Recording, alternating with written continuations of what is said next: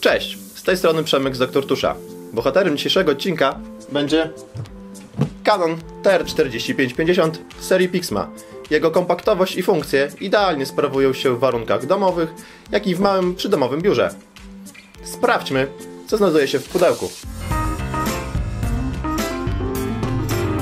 W pudełku możemy znaleźć instrukcję obsługi wraz z płytami CD zawierającymi sterowniki, kabel faksu telefonu, kabel zasilający, dwa tusze startowe, czarny i kolorowy oraz samo urządzenie.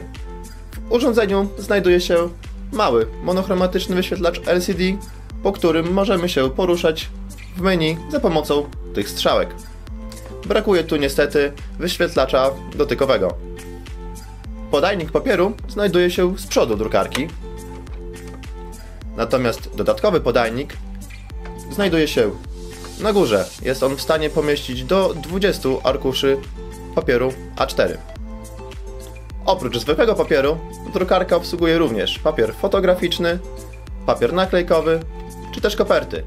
A dzięki łączności Wi-Fi i aplikacji Canon Print możliwa jest obsługa drukarki z poziomu inteligentnych urządzeń.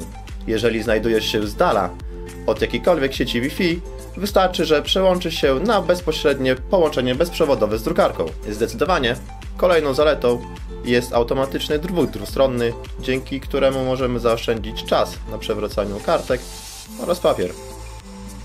Drukarka niestety nie posiada funkcji automatycznego skanu dwustronnego. Dodatkowy podajnik umożliwia zeskanowanie większej ilości dokumentów naraz.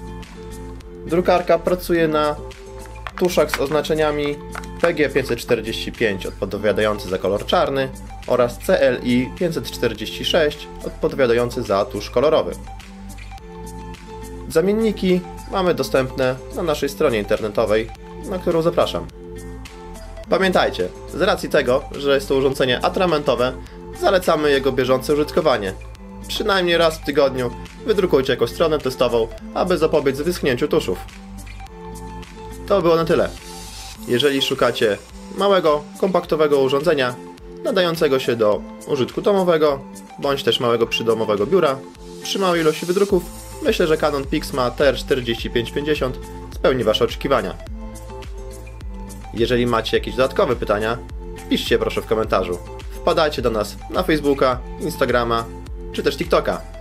Do następnego razu. Cześć!